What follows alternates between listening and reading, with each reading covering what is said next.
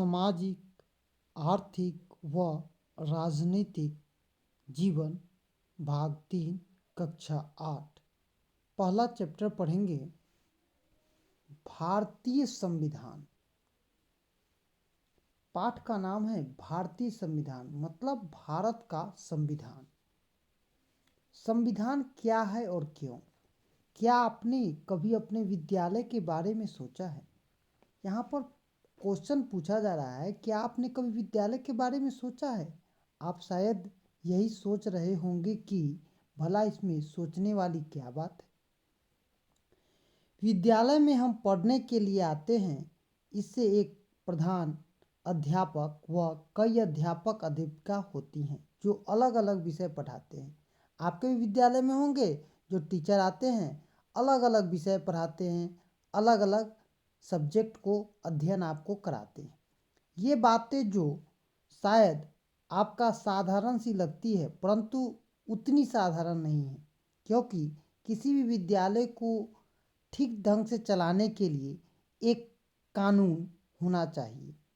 जैसे बच्चों के विद्यालय में नामांकन के लिए एक निश्चित उम्र और समय का होना, हर कक्षा का एक निश्चित पाठ्यक्रम होना, प्रत्येक विषय के लिए योग्य शिक्षक शिक्षिकाओं का होना, एक प्रधान शिक्षक का होना जिस पर पूरे विद्यालय को सुचारू रूप से चलाने की जिम्मेदारी होती है।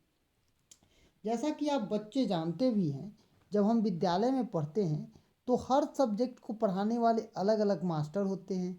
एक नियम होता है कब आना है, कब जाना है। ये सब नामांकन के लिए भी होता है, तो अलग अलग नियम अलग अलग ढंग से चलता है। विद्यालय में जिस नियम की तरफ आपका ध्यान दिलचस्प से कुछ बुनियादी कानून आधारित होते हैं। इन बुनियादी कानूनों को ध्यान में रखकर भी हम नियम और कानून बनाते हैं। जैसा कि आपके घर में भी नियम और कानून होता है, कब उठना है, कब बैठना है, कब खाना है, कहाँ जाना है, ये सब भी आप उसी तरह से विद्यालय में भी नियम कानून होते हैं। जैसे शिक्षा का अधिकार अधिनियम 2009। आपसे पूछा जा सकता है, शिक्षा का अधिकार अधिनियम 2009 एक बुनियादी कानून है, मतलब ये आपसे जुड़ा हुआ कानून है, जिसके आधार पर विद्यालय के बारे में कई नियम बनाए गए हैं। जैसे 6 से लेकर 14 वर्ष तक के लड़के लड़कियों को किसी भी विद्यालय में प्रवेश से मना नहीं किया जा सकता है, और प्रत्येक 3 किलोमीटर के दायरे में कक्षा 8 तक की पढ़ाई हेतु सरकारी स्कूल का होना आवश्यक है। ये नियम है। और कक्षा 1 से 5 तक के विद्यालयों में छात्र शिक्षक का अनुपात, मतलब शिक्षक का अनुपात होना चाहिए 1:30 बच्चों पर 1, इसीलिए यहाँ पर 30:1 दिया गया है। अब हम दूसरे तरफ चलते हैं। जब आप सोचने लगते हैं, बहुत सारे बातों को सोचते हैं, समझते हैं, तो यहाँ पर एक फोटो के माध्यम से दिखाया गया है। शिक्षा का अधिकार अधिनियम 2009 पर अपने वर्ग में अलग अलग समूह पर बनाकर आप चर्चा करें, और इसकी मुख्य बातों को भी आप यहाँ पर लिख सकते हैं और समझ सकते हैं। भारतीय संविधान अंग्रेजी हुकूमत के खिलाफ बहुत लंबे संघर्ष के बाद देशों ने संविधान के अनुभव का नतीजा, यह भिन्न समूह, जाति व अलग अलग क्षेत्र अपने ज्ञानी और अनुभवी लोगों के सोच का परिणाम है। जैसा कि जानते हैं आप, भारत विविधताओं का देश है। यहाँ बहुत सारे जाति लोग रहते हैं, और यहाँ पहले क्या था, गुलामी था। तो उस गुलामी के जंजीरों को तोड़कर हमने किस तरह से संविधान का निर्माण किया, यही बताने की कोशिश की जा रही है। भारतीय संविधान केवल यह नहीं बताता है कि देश की शासन व्यवस्था क्या होनी चाहिए, बल्कि यह दर्शाता है, मतलब दिखाता है कि हम किस तरह से समाज का निर्माण करना चाहते हैं। आप किस तरह से समाज को बनाना चाहते हैं, उन समाज की किन किन आदर्शों की रक्षा की जानी चाहिए, समाज में रहने वाले लोगों को कौन कौन से अधिकार प्राप्त होने चाहिए, इनके क्या क्या कर्तव्य होने चाहिए। साथ ही सबसे अहम बात है कि उन अधिकारों की रक्षा कैसे की जानी चाहिए जिससे सभी का भला हो सके। देखिए, देश बड़ा है और इसको चलाने के लिए एक संविधान जरूरी था, इसलिए हमारे जो पूर्वज थे उन्होंने इस संविधान की रचना की। अब कल्पना कीजिए कि आप नरहरवाला नामक इलाके में रहते हैं। आप चाहते हैं कि यहाँ पर रहने वाले सभी लोग शांतिपूर्ण ढंग से रहे और ज़रूरत पड़ने पर एक दूसरे का सहयोग करें। यदि उनमें आपसी मतभेद हो तो उसका हल किसी निर्धारित क्रिया के माध्यम से निकाला जा सके। उनके झगड़ों को हल करने का कई खास तरीका है और सभी लोगों को उनकी योग्यता के अनुसार काम मिले और हर काम के लिए एक उचित मेहनताना मतलब पैसा मिले। यदि आप सभी को ऊपर दी गई परिस्थितियों के अनुसार दिए गए इलाके के लिए कुछ मूलभूत नियम बनाने का कार्य दिया जाए तो अगले पृष्ठ में दी गई बातों को आप कैसे तय करेंगे। यहाँ पर एक बड़ा अच्छा कार्टून के माध्यम से बनाया गया है जो आप लोगों को बहुत अच्छा लगेगा। रामू, आज तुम्हारी औरत काम करने नहीं आई है। आज आपकी तबीयत बहुत खराब है मालिक। तो तुमने अपनी बेटी मुन्नी को क्यों नहीं भेजा? घर में बहुत बर्तन पड़े हुए हैं। वह सरला बहन के घर पढ़ने गई है। क्यों? फिर यह काम कौन करेगा? जाओ उसे तुरंत बुला कर ले आओ। एक दिन नहीं पढ़ेगी तो उसका कुछ नहीं बिगड़ेगा।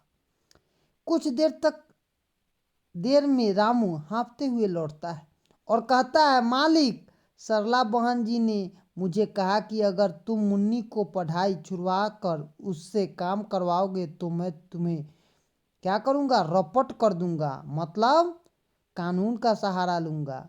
जो कि यहाँ पर कहा गया है बाल मजदूरी नहीं कराना चाहिए और बच्चों को 6 से लेकर 14 वर्ष के बच्चों को मुफ्त और अनिवार्य शिक्षा सरकार के द्वारा मुहैया कराई गई है। यही बात कौन कह रहा है? तो सरला बहन कह रही। किससे कह रही है? रामू से। ठीक है। अब देखिए, जिस तरह एक छोटे से इलाके में विकास व खुशहाली के लिए नियमों की आवश्यकता पड़ती है, उसी तरह देश को पालने के लिए नियमों की आवश्यकता पड़ती है जो संविधान के रूप में देश को अपनाता है। संविधान में नागरिकों के अधिकारों व कर्तव्यों का वर्णन किया जाता है। यह बताया जाता है कि अगर नागरिकों के किसी भी अधिकार का हनन हो तो उस परिस्थिति में उसे क्या करना चाहिए। कोई भी व्यक्ति जाति, धर्म या समाज में किसी भी व्यक्ति के साथ अगर अन्याय होता है तो संविधान उसकी रक्षा करता है। संविधान केवल नियमों और कानूनों का संग्रह नहीं है। यह नियम और कानूनों का संग्रह नहीं है जो समाज की राजनीतिक पहलुओं को बताता है। हर पहलू का वह आंसर देता है। कौन? संविधान। बल्कि यह लोगों के दैनिक जीवन के क्रियाकलापों को भी कहीं कहीं प्रभावित करता है। संविधान सरकार को जनहित में मतलब सब लोगों के हित में कार्य करने की दिशा देता है जिससे सभी लोग का, खास तौर से समाज के पिछड़े कमजोर वर्ग के विकास हो सके। जैसे अनुसूचित जनजाति के बच्चों के लिए छात्रवृत्ति की योजना, पेंशन योजना, ये सब क्या है? ये लोगों के लिए है। आगे हम लोग यहाँ पर आप एक फोटो देख रहे हैं। संविधान पर हस्ताक्षर करते हुए हमारे पंडित जवाहरलाल नेहरू जी की फोटो है। संविधान का ऐतिहासिक संदर्भ पढ़ेंगे। अध्याय के पिछले भागों में हमने पढ़ा कि संविधान क्या है और उसकी आवश्यकता हमें क्यों पड़ी। अध्याय में इस भाग में हम संविधान निर्माण के ऐतिहासिक संदर्भ को समझने की कोशिश करते हैं। हम यह जानने का प्रयास करेंगे कि कौन कौन ऐतिहासिक घटनाएं हैं जिन्हें भारत के संविधान को एक खास रूप देने की महत्वपूर्ण योगदान दिया। किसी भी संविधान की रूपरेखा को समझने के लिए यह जानना जरूरी है कि उसका निर्माण किन किन परिस्थितियों में हुआ। आखिर संविधान बना क्यों, आखिर हमें संविधान की जरूरत क्यों पड़ी, संविधान का विकास किस प्रकार हुआ, ये बातें अगर आप समझ जाइएगा तो आप अपने देश से प्रेम कीजिएगा। वह प्रभावशाली है या नहीं, उस देश के रहने वाले लोगों में ऐतिहासिक, सामाजिक, आर्थिक, राजनीतिक, सांस्कृतिक पृष्ठभूमि को उनमें शामिल किया गया या नहीं, उस देश के विभिन्न वर्गों व समाजों के हितों को ध्यान में रखा गया नहीं। सबसे अहम मुद्दा है कि संविधान बना कैसे और उसे बनाने की प्रक्रिया उस देश के सभी वर्गों के लोग शामिल हो पाए थे या नहीं। तो यह घटना 1885 में राष्ट्रीय जो कि भारतीय राष्ट्रीय कांग्रेस के गठन के बाद आने वाले कुछ वर्षों में ही भारतीय राष्ट्रीय कांग्रेस और देश के कुछ अन्य संगठन संवैधानिक सुधार और कानून बनाने वाले संस्थाओं में भारतीयों को अधिक से अधिक संख्या में शामिल करने की मांग करने लगे। कांग्रेस के नेता अंग्रेजी सरकार की भारत के बारे में बनाई जा रही नीतियों का आलोचना करते हुए आमतौर पर यह सवाल उठाया कि अंग्रेजी सरकार ने जो अधिकार अपने देश इंग्लैंड के नागरिकों को दिया है, क्योंकि उस समय हमारा देश क्या था, गुलाम था और हम अंग्रेजों के नियमों को मानते थे। लेकिन जब कांग्रेस ने यह बात बोली कि संविधान हमारा भी होना चाहिए, जो आप इंग्लैंड के नागरिकों को अधिकार दे रहे हैं वो हमको भी दीजिए, वे अधिकार भारत के नागरिकों को भी दिया जाए, जैसे मत देने का अधिकार, जिसको हम वोट देने का अधिकार कहते हैं, चुनाव लड़ने का अधिकार, अपनी इच्छा अनुसार व्यवसाय करने का भी अधिकार। भारत के लोगों की शुरुआती मांगों में मुख्य रूप से यह बात शामिल थी। भारत के लिए कानून बनाने वाली संस्थाएं जैसे नेशनल असेंबली आदि में भारतीय प्रतिनिधियों को अधिक से अधिक संख्या में शामिल किया जाए, असेंबली में बजट पर प्रश्न पूछने का अधिकार दिया जाए और भारत के न्यायाधीशों को यूरोप में तथा अन्य देशों तक इंग्लैंड के नागरिकों के खिलाफ मुकदमा चलाने का अधिकार दिया जाए। इसी बीच दो घटनाएं घटती है। यहाँ पर आप देखिए जलियांवाला बाग और अंग्रेजों द्वारा भारतीय किसानों की नील की खेती के लिए मजबूर करना। जब ये घटनाएं घटती है तो यहाँ के लोग बेचैन हो जाते हैं और 1920 में भारतीय राष्ट्रीय कांग्रेस ने भारत के लोगों द्वारा अपना संविधान खुद बनाने की स्पष्ट मांग रखी। किसके सामने? अंग्रेजों के सामने। और सन 1928 में मोतीलाल नेहरू और कांग्रेस के 8 अन्य नेताओं ने भारत के संविधान की एक नई रूपरेखा प्रस्तुत की, जो कि 1931 में कराची में भारतीय राष्ट्रीय कांग्रेस के अधिवेशन में भारतीय संविधान की एक रूपरेखा संबंधित प्रस्ताव पेश किया गया। मतलब ये प्रारूप तैयार किया गया कि इस प्रकार से हमारा संविधान होगा। इन दोनों प्रस्तावों में कुछ बुनियादी मूल्यों का समावेश किया गया और जैसे सार्वभौमिक व्यक्ति मताधिकार, स्वतंत्रता और समानता का अधिकार, संसदीय व उत्तरदायी अधिकार, सरकार व अल्पसंख्यकों के अधिकारों की रक्षा, ये सब संविधान में लिखा गया है। और सन 1934 में एक स्वतंत्र संविधान सभा की मांग की गई, जो द्वितीय विश्व युद्ध के दौरान और तेज हो गया। अंततः दिसंबर 1946 में संविधान सभा का गठन किया गया। आपसे पूछा जा सकता है कि संविधान सभा का गठन कब किया गया? तो 1946 को, जिसके अंतरिम अध्यक्ष, आपसे पूछा जा सकता है संविधान सभा के अंतरिम अध्यक्ष कौन थे? तो डॉक्टर सच्चिदानंद सिन्हा थे और उनकी अध्यक्षता में, और इसके अध्यक्ष कौन थे? तो डॉक्टर राजेंद्र प्रसाद संविधान सभा के निर्वाचित अध्यक्ष बने गए। ये दोनों विभूतियों ने मिलकर बिहार के निवासी थे। ये दोनों कहाँ के निवासी थे? तो ये दोनों बिहार के निवासी थे। कुछ जानने वाले तथ्य यहाँ पर, भारतीय संविधान लिखने वाली सभा में 299 सदस्य थे। कितने सदस्य थे? 299। वह उनकी प्रारूप समिति ड्राफ्टिंग कमेटी के अध्यक्ष कौन थे? तो डॉक्टर भीमराव अंबेडकर। संविधान सभा चुने गए जनप्रतिनिधियों की सभा है।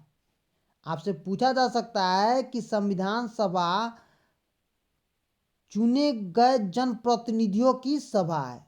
सभा क्या है? संविधान सभा, जो संविधान लिखने का कार्य करती है।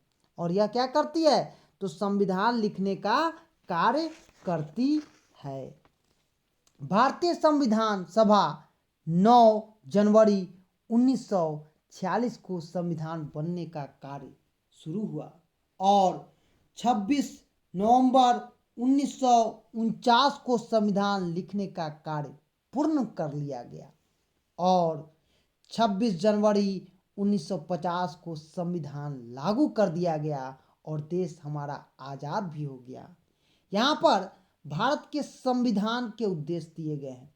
हम लोग आज भी अपने विद्यालय में इसको पढ़ते हैं। हम भारत के लोग भारत को एक संपूर्ण प्रभुत्व संपन्न समाजवादी धर्मनिरपेक्ष लोकतंत्रात्मक राज्य बनाने के लिए तथा उसके समस्त नागरिकों को सामाजिक, आर्थिक और राजनीतिक न्याय, विचार, अभिव्यक्ति, विश्वास, धर्म और उपासना की स्वतंत्रता, प्रतिष्ठा और अवसर की समानता प्राप्त कराने के लिए तथा उन सब में व्यक्ति की गरिमा और राष्ट्र की एकता और अखंडता सुनिश्चित करने वाली बंधुता बढ़ाने के लिए दृढ़ संकल्प होकर इस संविधान सभा में आज तारीख 26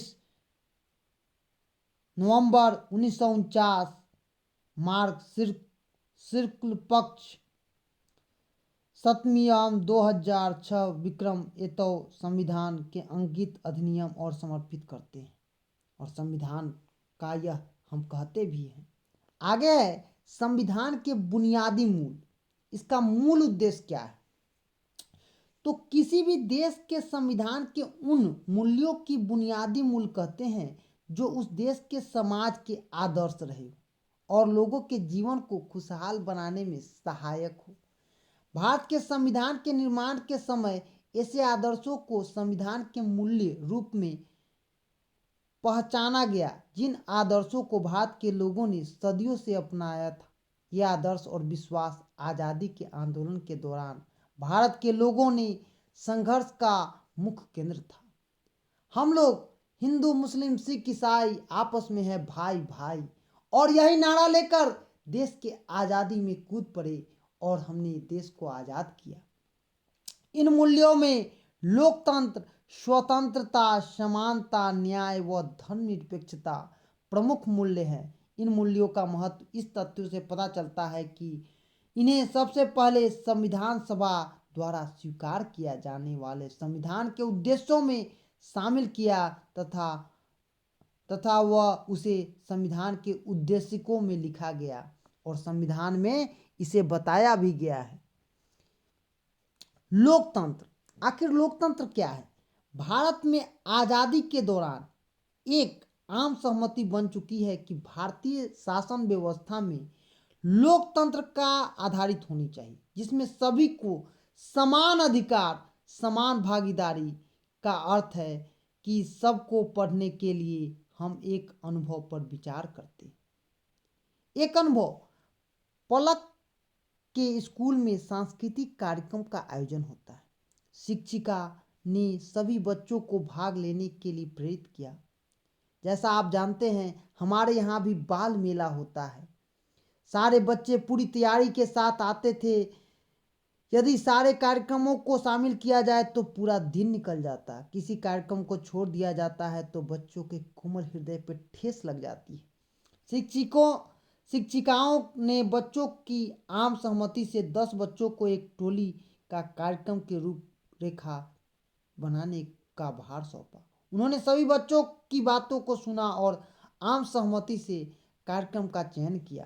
कार्यक्रम के चयन में सभी ने भागीदारी के साथ बहुत ही प्रसन्न मुद्रा से इस कार्यक्रम का आयोजन किया और आयोजन का इंतजार कर रहे थे। यहाँ पर देखिए स्वतंत्रता, लोकतंत्र में यहाँ पर 3 फोटो दिखाया गया है, स्कूल जाती हुई बच्ची का, पटना साहब का और अरवल बिहार खेतीहर मजदूर यूनियन की एक सभा को संबोधित करती हुई महिला। स्वतंत्रता लोकतंत्र की सफलता का मुख्य आधार है। उस देश के निवासी करते हैं जो स्वतंत्रता है या स्वतंत्र है। जरा सोचिए, यदि लोग अपने विचारों को स्वतंत्र रूप से व्यक्त करते हैं, जो मन करता है वहाँ करते हैं, जो मन करता है बोलते हैं, ये स्वतंत्रता किसका देन है? तो संविधान का देन है। यही कारण है कि नागरिक स्वतंत्रता को भारतीय संविधान में एक विशेष स्थान है और यही बताता भी है। आगे है समानता की समझ। भारतीय समाज में जाति जो कि कास्ट है, लिंग जो कि पुरुष और स्त्री है तथा धन की समानता बहुत स्पष्ट तौर पर देखी जा सकती है। आज़ादी के आंदोलन के दौरान हमारे नेताओं ने इन असमानताओं को दूर करने के लिए कई तरह के प्रयास किए। उन्होंने भारतीय राष्ट्रीय कांग्रेस द्वारा 25 पैसे वार्षिक चंदा लेकर सभी को सदस्यता देना और सार्वभौमिक वैश्य मताधिकार की मांग करना समानता की तरफ उठाए जाने वाला एक महत्वपूर्ण कदम है। संविधान सभा द्वारा जब संविधान लिखा जा रहा था तो समानता के मूल्य को संविधान में उचित स्थान देने की कोशिश की गई और आज जो आपको वोट देने का अधिकार, घूमने का, इधर उधर जाने का अधिकार, वो सब संविधान के द्वारा दी गई। इस मूल्य को स्थापित करने के लिए संविधान में मूल अधिकारों व राज्य के लिए बनाए गए नीति निर्देशक सिद्धांतों का कई जगह विशेष उल्लेख किया गया है। सामाजिक न्याय, भारतीय समाज में पाए जाने वाले तरह तरह की असमानताओं को ध्यान में रखते हुए संविधान सभा ने सामाजिक न्याय को एक प्रमुख मूल्य के तौर पर स्थापित करने की कोशिश की। सामाजिक न्याय का मतलब है समाज के पिछड़े हुए वर्गों को समाज के बाकी वर्गों के बराबर खड़े करने की कोशिश से, जैसा कि आरक्षण देकर जनजातीय और अनुसूचित जनजातियों को आगे पंक्ति में खड़ा करने के लिए सरकार ने संविधान में आरक्षण की नीति बनाई ताकि कई हजार सालों में इन लोगों के साथ जो अन्याय हुआ है उसके प्रभाव में कुछ हद तक कम किया जा सके। सामाजिक न्याय को एक ठोस रूप देने के लिए संविधान में कई तरह की बातें लिखी गई जिसके आधार पर केंद्रीय और राज्य सरकार सामाजिक रूप से पिछड़े वर्गों और महिलाओं के लिए कई तरह के योजनाएं बनाती है और उसका कार्यान्वयन करती है। हमारे बिहार राज्य में सरकार द्वारा कई योजनाएं बनाई जा रही है, जैसे अनुसूचित जनजाति छात्रों के लिए आवास की योजना, उनको पढ़ने के लिए छात्रवृत्ति की योजना और सुविधाएं प्रदान की गई। जैसे आप देखिएगा रैंप बनाना, पहिए वाले, आपके स्कूल में भी देखिएगा विकलांग बच्चों के लिए पहिए वाला कुर्सी होता है, उसका प्रबंधन करना। आगे है धर्मनिरपेक्ष। तो भारतीय संविधान के बुनियाद में और मूल्यों में धर्मनिरपेक्ष समाज की कल्पना की गई। सब धर्म बराबर है, हिंदू मुस्लिम सिख ईसाई आपस में है भाई भाई, और हम लोग सब धर्मों को मानने वाले, तभी हमारा विकास होगा। इसकी चर्चा हम विस्तार से करेंगे। भारतीय संविधान विश्व में अपनी कई विशेषताओं के कारण जाना जाता है। इसमें मुख्य बातें हैं संघवाद, मौलिक अधिकार, संसदीय शासन, शक्तियों का बंटवारा व स्वतंत्र न्यायपालिका प्रमुख है। इन सभी बिंदुओं पर हम विशेष चर्चा अगले अध्याय में करेंगे। अब हम प्रश्न और उत्तर करेंगे। क्या करेंगे? प्रश्न उत्तर करेंगे। तो पहला प्रश्न है, एक नागरिक के रूप में देश के लोगों के लिए संविधान महत्वपूर्ण है, क्यों? आंसर लिखेंगे, एक नागरिक के रूप में देश के लोगों के लिए संविधान बहुत ही महत्वपूर्ण है। संविधान देश के लोगों के हितों की रक्षा करती है। यह सुनिश्चित करती है कि लोगों के बुनियादी मूल्यों का अधिकारों की रक्षा संविधान के द्वारा ही संभव है। जैसे अभिव्यक्ति की स्वतंत्रता, सामाजिक, आर्थिक और राजनीतिक न्याय, विश्वास, धर्म और उपासना की स्वतंत्रता, प्रतिष्ठता और अवसर की समानता के लिए देश का संविधान व्यक्ति के हर संभव सहायता करता है। दूसरा प्रश्न है, स्वतंत्रता आंदोलन के दौरान भारत के लोगों ने अपना संविधान बनाने की मांग क्यों रखी? उत्तर लिखेंगे, भारत के लोग अंग्रेजी सरकार के बर्बर और क्रूर शासन से त्रस्त थे, क्योंकि भारत गुलाम था। लोगों को न आर्थिक आज़ादी थी, न सामाजिक, न राजनीतिक आज़ादी थी। अभिव्यक्ति की स्वतंत्रता भी नहीं थी। दमनकारी नीति थी और इससे लोग त्रस्त हो चुके थे। जब तक उनका अपना संविधान न होता, उसे लागू नहीं किया जाता, तब तक लोगों को बेहतर शासन प्राप्त नहीं होता। अतः स्वतंत्रता आंदोलन के दौरान भारत के लोगों ने अपने संविधान बनाने की मांग रखी और उसे पूरा भी किया। तीसरा प्रश्न है, भारत के संविधान में दिए गए मूल्यों में से आपको कौन मूल्य सबसे महत्वपूर्ण लगता है? उत्तर लिखेंगे, भारत के संविधान में दिए गए मूल्यों में से मुझे बुनियादी मूल्य सबसे महत्वपूर्ण लगता है। इन मूल्यों में प्रमुख है लोकतंत्र, स्वतंत्रता, समानता, न्याय, धर्मनिरपेक्षता। इन मूल्यों को महत्व इस तथ्य से पता चलता है कि इन्हें सबसे पहले संविधान के उद्देश्यों में शामिल किया गया था व इन संविधान के उद्देश्यों को लिखा गया था। तो आज हम सामाजिक, आर्थिक व राजनीतिक जीवन, भारतीय संविधान पाठ का अध्ययन और प्रश्न उत्तर भी किए हैं, जो कक्षा 8 के विद्यार्थियों के लिए बहुत ही महत्वपूर्ण होगा। भारतीय संविधान